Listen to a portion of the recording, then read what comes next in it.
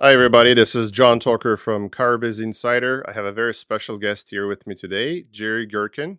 Hey, Jerry, how are you doing today? Doing tremendous, buddy. How you doing? I'm good. Thank you very much. It's a pleasure to have you on the show. I know you're a pretty busy guy, saw lots of cars, and you got other stuff on the go too.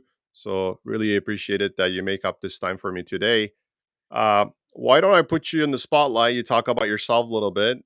Tell our listeners and viewers who Jerry Gerkin is, because there's a lot of interesting story there in the background and a lot of stuff on the go. So I'll put you in the spotlight. You can talk about yourself, okay? Okay, sounds good. Grew up in a small farming community. Very active in athletics. Was a really good wrestler. Ended up going to college for a semester out of high school. Wasn't mentally ready to go to college. Physically ready, but not mentally ready. So I dropped out of college after one semester and worked with my dad for a little bit and realized I didn't want to do that kind of work. And I went and watched a movie, Top Gun, and saw myself riding a crotch rocket like Tom Cruise did, uh, racing a F-14. And but I didn't want to be in the Navy, so I joined the Marine Corps. Did 4 years in the Marine Corps. Made the All Marine Wrestling team for 3 years. Traveled around, wrestled in 3 U.S. Opens. Got out of the Marine Corps after a tour in Desert Storm. Got out of the Marine Corps and ended up in Findlay, Ohio to wrestle in college. 2 weeks after I got out of the Marine Corps, I met my wife, which will be married 30 years in June of this year. I've got a couple daughters. I graduated college with a couple degrees, sports med and education. Couldn't find a full-time teaching job after 7 interviews, and was substitute teaching, selling suits at J.C. Penney's, and volunteer coaching at a local high school. A couple boys that I was coaching. Dad was the general manager of a car dealership. At this time, I had a wife, baby, mortgage, bills, needed to make money. Wasn't making any money doing what I was doing, and asked if I could work at the car dealership. He reluctantly said yes. He said, "Your life, you need to be a teacher." And on my vision board behind me is my life word, and that's teacher. And I still do that to this day. So I kept true to my word by telling him that I was going to become a teacher. But jumped in the car business and been wildly successful for the last 26 years. And just recently started a sales training program that helps salespeople get to a multiple six-figure income. That's really nice story there. I call you a true sales professional there because of the background that you have, and I always see people have that military background. They always tend to do really good in the business life. I don't know why, because maybe the discipline or the process driven become process driven. I guess in the military, right? Overall, because a lot of Marine people, I see that in the business life, and they're holding very good positions, and they're very successful at what they do generally, and I guess that does contribute into your success too. I think a So lot of it, though, for me, if I could interject for a second, a lot yeah, of it for me was how I was raised. I was raised in a traditional setting. Dad went to work, mom stayed home, made sure that everybody was taken care of. Very solid upbringing, but the work ethic was always there. I worked at mowed grass. I shoveled driveways. When we got the snow, and so I always had a solid work ethic. And my dad was a really good example. Always went to work, and then even after work, he volunteered at the local baseball diamonds, where he would drag the fields and do the lines, and very very active. Always doing something. So I think a lot of that, sure, the discipline from the Marine Corps, but I had that way before I even went in the Marine Corps as far as the work ethic. well, I guess when you joined the Marines, training started, you didn't struggle too much because of that discipline you already had, from the beginning. No, it wasn't. A little more challenging just because of the way you're treated, because you have to ask permission to do everything. So if you want to go to the restroom, you can't just get up and go. You gotta, sir, private, make a head call, sir. And then he would say yes or no, and anything you wanted to do, you had to ask permission to do. So, but It's by design. You know, they tear you down and then rebuild you the way they want you to be. And again, it's by design to protect you and then to protect our country in the event of an outbreak. Not just your country, it's the whole democracy, right? Because Yeah, you're for sure. responsible from other countries too. Yep. But anyways, no pressure there. Uh, it's very nice to have someone like you. The main reason is that right now there's a huge issue in the business, which is called the chip shortage. I mean, even someone structured salesperson, professional, who knows what is he doing, probably having challenges now because of that chip shortage. Because if you don't have the product, I mean, what are you going to do? So, why don't you tell us some practices that you're currently utilizing or you have been utilizing since the pandemic, which help you out through this and adapt to you? What are you doing differently? What's going on? So, any suggestions, Yeah, John, practices? that's a great question. You know, and throughout life in general, you're going to run into adversity, and that's what this is. It's just another adversity that you're going to have to figure out and make a shift and make concessions for, or do business a little differently. I remember years ago when I was selling Oldsmobiles, and Oldsmobile adopted the one priced car like Saturn, and that was a shift that we had to make because the traditional Oldsmobile buyer would come in and they'd want to haggle. Well, this is the price, you know, and so they would go across the street to the Buick dealership, and they didn't adopt that philosophy, and they were able to haggle because they liked the experience. So fast forward to current market situation, we're basically in the same spot. But the thing is the one price car is very, very relevant. But there's nobody out there that's dropping the one price car like you could go to Buick in that last example. Everybody's in the same position with the chip shortage. So all the dealerships are having to stick to their price, and here's what the price is. And if you don't buy it, I'm just going to tell you somebody else is going to, and there's people in line, and we're pre-selling vehicles. Um, but to answer your question directly, what I've done is I've developed my clientele into a more of a relationship type of atmosphere than a transactional atmosphere. So, and that's what I train in my sales training is relationship selling versus transactional selling. What does that look like? Well, relationship selling is you already have a know, like, and trust with your clients. You've already established a relationship with your clients. I'm their car guy. They call me. They send their kids to me. Their family members, whoever, their friends. They know Jerry is the car guy, and he's going to take care of them because I have, and I'm there after the sale. Where the transactional side, and a lot of people are struggling with the transactional side, the door's not swinging the way it used to. You know, years ago, it used to visit 5 to 6 dealerships before you make a buying decision. Now with the internet and the world has shrunk, you know, I think it's like 1.2 dealerships people visit before they make a buying decision. So if you don't have the relationship with the person, then it's a crapshoot, you know. So my advice or what I've done is develop different systems to put myself in a position so I'm just 98% are people that I already know, they like and trust me, or they're a warm referral. Well, based on what I see so far, I mean, we had an opportunity to connect through LinkedIn, which is amazing. I love the platform so much. Uh, and I start looking into it, and we get connected on Facebook. And I look at the way you interact with your customers on Facebook. Like, it's like they're your friends, not your customers. Like today, I see a comment that you made, and like, if you're looking for a vehicle which can, keep you in the same payment, I got a nice car came in, a client of yours made a comment and they're like, "Oh yeah, why not?" Like, this is really good to be in that level with your client. They're like your family and friends now. Like they're not just customers anymore because you connect them through the face. They're your friends on Facebook, which is Yeah, it's like I call pretty it my good, right? tribe. It's my tribe. It's my tribe of people, you know, and I reciprocate. You know, there's the law of reciprocity. I continue to give value to them, and then they give value back to me. And a lot of my clients I do business with in their job field or their vocation. So it's reciprocal, but my process is a simple, seamless, and easy process because probably the number one thing that people complain about going into a car dealership is how much time it takes to purchase a vehicle. So when you already have the know, like, and trust, you can seamlessly take someone through the buying process. And the only time there's really any delay in my process is if we're backed up in the finance department and there's people waiting to get into finance.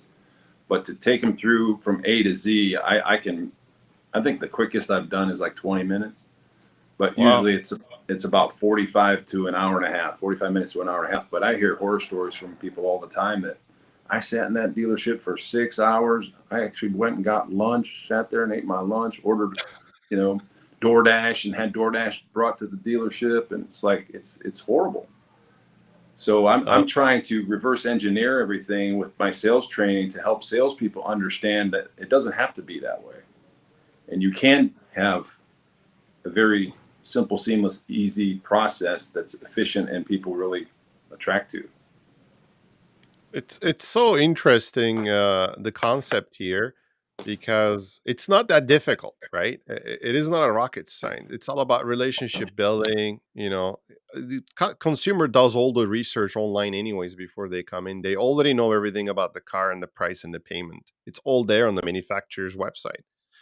They're just looking for the right person to confirm that information, that they just want to verify that information and see if they can trust you to conduct that business in a nutshell. Basically, it's not that difficult. And I think sometimes we, as automotive professionals, we make it difficult, right? And I think simple, fast, and easy process. And I keep hearing this from very successful people. It's the same idea, right? Like, build a rapport, make it easy, make it fast. People don't want to spend hours at your dealership. I mean, negotiating, it's the hard part they don't want to do. Of course, they like to talk to you, they want to be friends with you, otherwise they wouldn't be connected on Facebook. But you also do podcasts too. Do you ever have your clients on your podcast, or who's your average type of guest? Because you have, what, 100 episodes already, right, on your Yeah, podcast? my podcast is the Jerry Gerkin Show. The platform is personal growth and development. I have had some clients on my podcast, not because they were clients though, because of their story. So the background there is I get my kicks out of watching people succeed. So I have success stories and success stories from entrepreneurs, success stories from best-selling authors, success stories from professional athletes, success stories from mind coaches, business coaches. I've got a wide variety, and I think that can touch anybody in certain episodes. But yeah, that's been really fun. But it's also helped me grow as a human being because interacting with these people from all in Zoom, the Zoom platform really helped out because I was able to reach a lot of people from all over the country. But I just take little nuggets from them, and it's just helped me grow. One of my core values is personal growth and development. I'm a lifetime learner, so I always take something away, if not more than one thing, probably half a dozen things from my guests that I have on the show. So not only is it fun, but it's also fulfilling for me to do that. But I'm going to get back to your comment or your question earlier, dragging the simple to the complex, because I think what happens is old school dealership mentality is the sales manager tells the salesperson that this is the process we have to take the client through, and they're forced to take them through that process, especially a younger salesperson. They've got like golden handcuffs. They can't deviate or shift. They don't have that flexibility or latitude. For me, they leave me alone because I produce. So I can do whatever pretty much as I want because I still have ethics, obviously.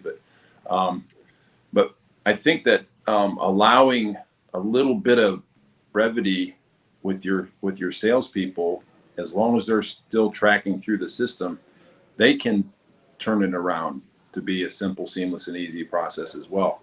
But there's not a cookie cutter, but I think a lot of dealers look at the sales process as a cookie cutter, and everybody has to follow the same process.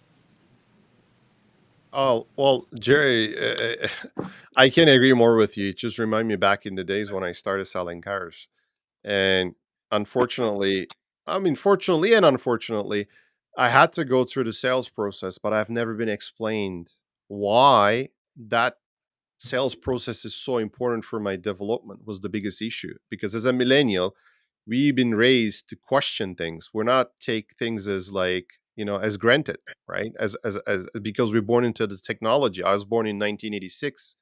I'm 35 years old. I grew up with the computers and the cell phones and the smartphones, and so all through my school and my family and everything around me always brought me up the way that I have to question things to be able to verify the information, not take anything as granted. So you start in the car business, old school, they give you a 10-step sales process and they say, you have to do this. But you're absolutely right. It's a cookie cutter process to be able to get results out of me. And each customer cost dealership what $500-600 to bring it in as a marketing back in the days, right before the COVID time. And Right. then dealer principal doesn't want to lose that customer because I make a mistake as a rookie. So he got a lot of stress on his plate. I got a lot of stress. All they have to do what should have done in the past when I started was whoever was training me, if they explained to me why the test drive was important, why asking the right questions were important, why qualification and rapport building was important to me, I would have probably developed a lot faster in the sales. And I seen a lot of young people started with me back in that day. They quit the business because they couldn't handle with the stress anymore. And car business is a really fun business actually because I mean, used to be right. You got a lot of customers walk through the door. You meet a lot of people. Now it's a little bit more challenging, but it's still a fun business.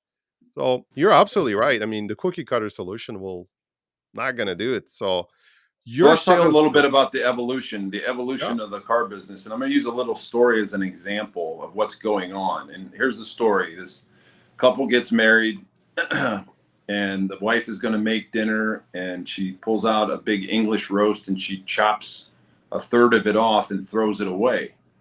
And her husband says, "What, honey, why did you do that?" "Well, that's the way my mom would make these roasts.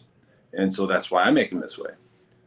So he went to his new mother-in-law and said, "Hey, I was watching my wife. She was making this English roast and she cut a third of it off and threw it away. Why is that the way you do it?" And she said, "Well, that's the way my mom used to do it when I was growing up. So that's why we do it that way now." So he goes to the grandmother and asks the same question. And she says, "Well, honey, when I was growing up, we only had a pan that was this big and we had to cut that off so it would fit into the pan. But it went through generation after generation after generation and nobody questioned it." Same thing with the car business. You just keep thinking that well-oiled machine or that process that was from 10, 15 years ago is still going to work. And it does, but can it be better? 100%. We're evolving. The internet has shrunk the world, and we're evolving in all different areas in business and in life. I mean, think about Amazon. I mean, why shouldn't the car business make that shift? What separates that? Nothing. It's just the old school mentality, and this is the way we've always done it, is what's holding things back. no, you're absolutely right. It goes back to the same explanation as when you look at your keyboards in your computers, the way the key structured, the way it was like that because comes from the typewriters. If you look at an old typewriter, it's the same Q keyboard, the same design. And the way they designed the keyboard was like that to slow down the people so the machine was mechanical so it won't hit each other. That's why we still have these Q keyboards even today, right? Like when you look at it. So going back to your story, you're absolutely right. It's like we always have done the business this way, but you're right. It needs to evolve. And Amazon, yeah, like Amazon, you don't submit e-leads to Amazon. You just buy the product. There's no such a Right. thing as an e-lead, right? And you Yep. just buy it and deliver it to your front door. And I have some dealers actually you can do with them, but a lot of dealers are still hesitant to give you a trade value over the email, which is I don't know. What's your stance? What do you think? Should do we need that car in the short like in your dealership to be able to evaluate it, even given an idea, right? No, not at all. And I do that on a regular. And then we just write on the appraisal unseen. So then if it does come in and it's got some damage on it that wasn't disclosed, then we make that adjustment. But I think the more resistance you give clients, the more questions they're going to have. So to try to be as open and transparent as you can be, because they're already coming in with a predisposed opinion of a car salesman. So if you can be as transparent and open and give as much information as your dealership would allow, your sales manager would allow. I know a lot of sales managers don't let the salespeople talk about interest rate. They don't let the salesperson talk about term. A lot of dealerships allow the finance department to talk about that kind of stuff. So I think the more latitude you give, now I understand that sales managers are listening to this or watching this, and they're like, I can't let, you know, this green pea over here go out there and puke all over the client. Well, 100% agree. But once you train them up, you got to cut the purse strings and allow them to make some mistakes and allow them to feel that what that feels like and know that they should have closed that deal and that deal walked out the door because they did it this way, you know. But going back to what I teach is it's all about the relationships. 200, most people know 250 people really well. Okay. And those 250 people know 250 people pretty well. And then those 250 people know 250 people pretty well. You see where I'm going with this? Yep. If you focus on your 250 people and have the know, like, and trust, and then they know what you do, it used to be who do you know who, but now it's who knows you and what you do. If they know what you do and you have a know, like, and trust, the referrals will come. The people will send people. You have to be consistent on social media. You have to have a presence. You have to have an attractive character. And make comments and interact with them. You can't just think organically because you have a Facebook account that people are just going to show up in droves and just buy cars from you. It takes work. The only place where I got this best piece of advice from my our dealer principal is from his dad. He said the only place where success comes before work is in the dictionary. Yeah, it's 100%. You got to do the work. Yeah. Yeah, it's like farming, right? You gotta be the farmer there. You gotta be able to invest some time into it so you can grow stuff, and then you can get the benefit out of it. And social media is the same way. Like you say, I see a lot of young people spend probably 5-6 hours a day on their phone looking at stuff on Instagram, and these are car salespeople. And then you ask them, okay, so what did you do today for work? And they're like, oh, just looking at some friends' pictures. I'm like, why don't you post as used cars on your Instagram account and say that I'm selling these vehicles? Maybe your friends will contact you, or your friends' friends may contact you. Yeah, I tried it, doesn't work. How many times have you tried? Oh, I tried like 4 or 5 times. Well, it takes a little bit longer than that to be successful before, you got to try a little bit longer than that before you can become successful, because there's so much data out there, content, and you got to be persistent on these things, right? You can't just expect, like, okay, Jerry Gerkin goes out there and puts one post on Facebook. Okay, I got 3 likes. Now I quit. I'm not going to do that again. Well, you got to continue to do that. You talk to all these social media influencers. They've been doing this for years persistently. So, like yourself, you have a huge private group. How many people in your private group on your Facebook, which is not open to public, right? No, that's the six-figure salesperson private group. There's 100 people in that group, and it's slowly growing more. And there's a lot of great content in there. And if anybody wants to join the group, just drop a note in my DM on Facebook, just Jerry Gerkin. Drop a DM there, and then I can add you to the group. There's training modules in there. There's a lot of content where it's like the iron sharpening iron, or like a mastermind. So you can glean a lot of free content out of there. And then if you want to do some private coaching, we can talk about that as well, which I have multiple clients that do that with me. But that's really impressive, the fact that a private group, you have 100 people in the private group, which is not open to public. Like, they have to go through you to be able to go into that group. Like, you can't just Google it and find that. I was very impressed to see 100 people in a private group like that. And I see the stuff being shared there. I was really impressed. I even see like Becky Chernick there. Like, she's a legendary F&I consultant, and she's even there. I'm like, wow, that's nice. That's really good, because she's very popular on LinkedIn, so I always see her. And I was Yep. amazed today, right, when I was going through that. But this stuff is really good. Um, Other than that, where do you see the car businesses going right now, as it is with the chip shortage? Because according to the news, this is not going to go over another 3 to 6 months. They're saying. How is like most of your sales right now? Are they pre-sold? How do you get customers? Stuff like that. What do you do right now to sell cars, basically? So the pre-owned our pre-owned inventory at the dealership that I work at is pretty solid. The only problem is the pre-owned prices are very within a few $1,000s of the new products, brand new products. Uh, but if you want to buy something brand new, you're gonna have to put a deposit down on something sight unseen, because we don't have. But maybe we normally carry around 200 to 300 new vehicles, and I think we have like 8 in stock. That's So crazy. the pre-owned stuff we have a bunch, but the new stuff is just it's like a kid on Christmas morning, running downstairs to see what's under the Christmas tree. When you see a truck pull in with vehicles on it, you're like putting your hands up against the glass and you're looking to see if that's one of your vehicles that's already pre-sold. I'll give you an example. On Saturday, we had 4 Kia Souls show up on Saturday morning at 9:30. They were all sold. 3 of them were sold on Saturday, and the 4th one was sold Monday at 9:30 in the morning. Wow. Gone.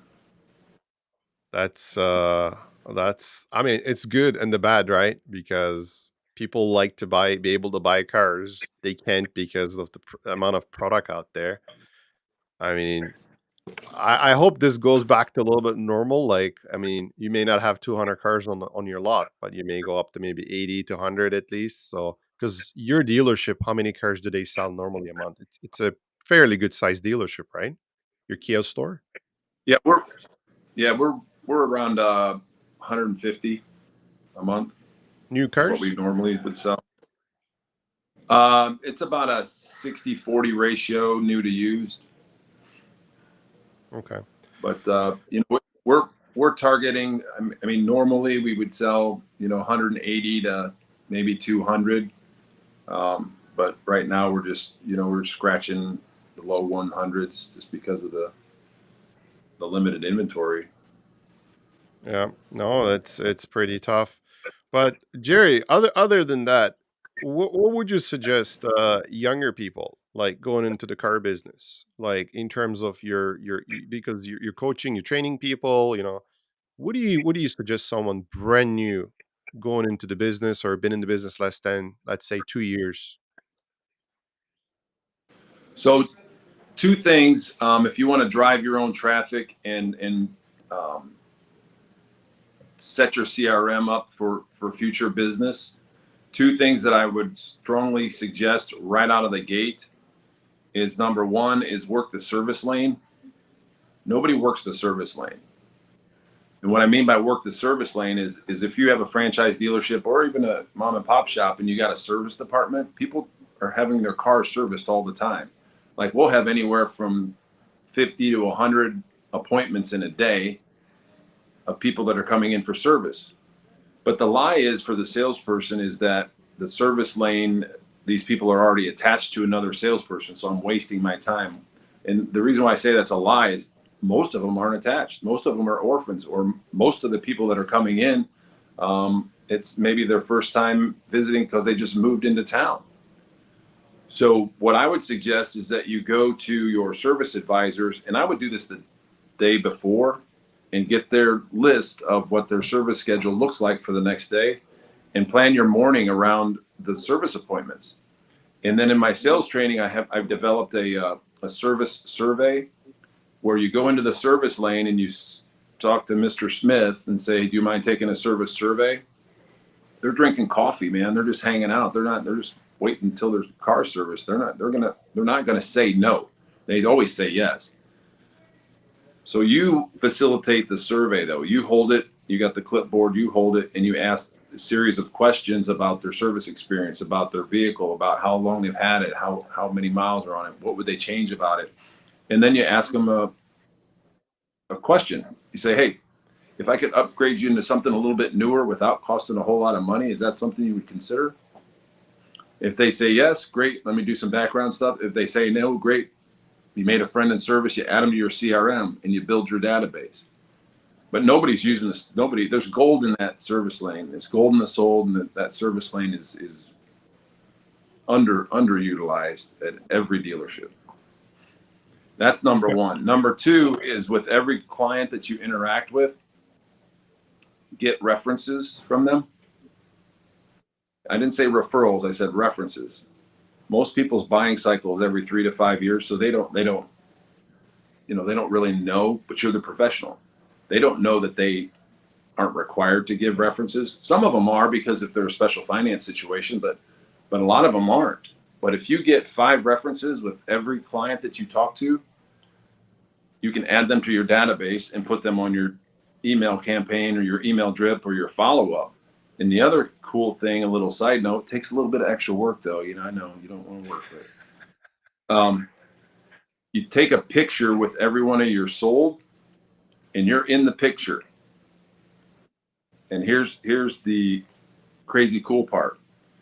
You take those references and you text that picture of Aunt Bessie and you and say, hey, I just helped your Aunt Bessie get her new Kia Soul. Would welcome an opportunity now or in the future to be of service. Send that text off. Everybody looks at their text. Emails, I dump emails all the time. Everybody looks at their text, 100%. They open it up, they see Aunt Bessie, they see she got a new car, they see you in the picture, and then they're like, I got better credit than Aunt Bessie, wait a second. And then they reach out to you because you send it from your cell phone. So those are 2 things besides selling your friends and family, that's what the dealer's going to tell you to do initially, is sell all your friends and family. And then once that burns away, then what are you going to do? You're be flashing the pan and be out the door. But you can work the service lane and you can get references with every one of your clients and then be an attractive character on social media. So those are 3 things that I would do right off the rip that are going to help. And is car business, is it a lucrative business? Is it, do you think you can make an above average income selling cars? Hey, John, my sales training is called the 6-figure salesperson. So I think so. that was that was a joke question. We got a question from Braden. Braden is asking, how is a reference different from a referral? That's a great question. It isn't, but what you're asking for from the client is a reference. You're not asking for a referral. When you ask for a referral from somebody, then they're like, whoa, wait a second. Are you going to be calling them? Are you going to be communicating with them? So they get a little bit more reluctant to give that information. I just have a reference sheet and I put the pen down and I say, I need 3 references from you. They can't be living at the same address. And it's friends, families, or relatives. And then they just fill them out. It's got 10 spots on it. Sometimes I let the pen down. I say, I need some references. I don't even say a number. I come back in 3 to 5 minutes and they got all 10 of them. But it's just a way to build your database. And it's just the verbiage that makes it a little more palatable for the client to go ahead and fill the stuff out to say reference instead of referral. I guess it comes with that experience in the sales training to ask the questions without, to be able to get what you need from your clients. You can't just be too direct with the questions. For instance, if you go to your client and said, are you going to trade your car in? At the beginning, they may not say yes because they may read somewhere on the internet saying that don't tell dealership you're trading your car in. But if you go ask the question the right way, like, my used car manager is looking for a car like yours. Is it for sale? Right? Then you may likely to appraise that vehicle rather than, do you have a trade-in? Right? It's a different kind of asking questions, but the end result is the same and the goal is the same. So I really like the idea of the reference because referral. And the other thing is in sales we keep using the same terms, and then the term gets old and tired, right? And people get, they don't want to hear that word anymore. So I think we got to be creative as salespeople in the business. But these are really good stuff, Jerry. I mean, I think It's you're just like using the slang. I'm going to get you. You guys are going to go into the box. yeah. Like what? What's the box? What box? You're going to put me in a box? But it's the finance department. Change the verbiage. Think about what you're going to say. before you say it. I'm 4 or 5 steps ahead of everybody when I'm talking to them, because I've been doing this, and it's simple, seamless, easy process for me all the time. And it's, my wife says it's like your second language. You can just do it. But yeah, try to stay away from the slang. I had a salesman that I was training, and he was like, "Yeah, how much money are you gonna throw down?" I'm like, "What did you just say? How much money you gonna throw down?" Okay. If we're gonna try Well, to get you done, we're gonna try to get you done. If we can get you done, then maybe. Really? Okay. yeah, And you this know is a what's right. college educated kid. And it's like, man, we're working on the financing, and once the financing is secured, we'll share with you the payments, and then we'll get you in with our finance manager, and they will go over all the details of the loan. How about that? Of course, and add into that, you can say, that there's protection packages available for your vehicle too, that they're gonna go over that, so you can plant that seed before that turnover. Because what's your business manager is gonna do, finance manager, they're gonna go over protection packages in the vehicle. And this day and age, you're buying a car with so many electronics, right? It's a pretty good idea to buy some extended warranties because Yeah. it doesn't matter Yeah. how reliable the car is, right? Yep. Yeah. We got a follow-up question from Braden. He's asking, how do you start a conversation around getting references? At what point in the sales process do you ask? That's a great question. Now, there's 2 ways to do this, because I actually learned this from a salesman when I was managing. He came into the office, and he was standing there waiting, and I said to him, I said, "Byron, what are you doing? These people can't get financed. You need to move on to the next customer." He's like, "Well, if I go out there and tell them they can't get financed, they won't complete the reference sheet I gave them." So he was getting the references up front while they were waiting on finance, while they were waiting to get approved for a loan. And again, the simple way to do it, Braden, is just to put the paper down in front of them, put a pen down there, and just tell them what you need. Say, I need 4 references, I need 5 references. And if they ask you what it's for the bank. That's it. And if they dig a little bit deeper, it's because, there's a lot of identity theft out there, there's privacy stuff, but I rarely get any pushback. You do it with confidence. You make it a big deal, it's a big deal in anything. If it's a big deal to you, if you're nervous and your butt gets tight because you're so nervous about giving them a reference sheet, you got to get past that, because there's gold in that stuff. If you do it consistently, and consistency is key. We talked about that a little bit earlier. You got to be consistent with everything that you do. And, but yeah, just ask them. And the timing that I usually do is after I close the deal. You have a little bit of lag before finance gets the paperwork done. I do it then while they're That's waiting on the. that's golden information you're giving there, Jerry. It's really good stuff. Well, before I wrap it up, in case people like to contact with you, are you a friendly guy who likes to talk to people? Yes, I am. How do they contact you? What's the best way to reach Jerry Gerkin? My DM on Facebook. Just go to Jerry Gerkin and then type a message in there. That's one of the easiest ways. I do have a website. It's sixfiguresalesperson.co. It's not .com. It's .co. Okay. I've got some training videos on there. You can check them out. But that'd probably be the easiest way to reach out to me, is through my DM and Facebook.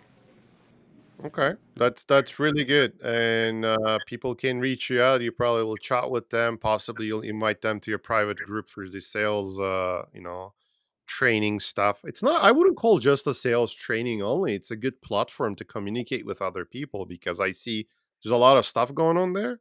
Like, people share a lot of stuff, which is Yeah. pretty good, and that could Yep. help some salesperson or anybody in the sales period, not in the car business alone, but pretty much everything, right? Yeah, and we talk about life stuff too, man. It's not just about the sales. I mean, I talk about establishing your own core values. If you haven't established your core values, I can help you through that process, because establishing your core values of who you stand for and what your non-negotiables are is very important. And a lot of people go through life and they never identify their core values. They kind of have an idea, but they never identify it. So that's just another thing, another wrinkle or layer to the onion that we talk about in the sales training stuff. And I also talk about budgeting. because once you start making six figures, multiple six figures, it's going to be life-changing money. But I think most of us have watched a 30 for 30 episode on ESPN where these athletes have made millions of dollars and now they're living at home or living on the street because they blew it all. And what happens with salespeople, and I've seen it years and years and years, is they come in and they start making all this crazy money. And what's the first thing they do? They go out and buy an expensive car. They go out and buy an expensive house. They just debt, debt, debt, debt. And they don't have a plan.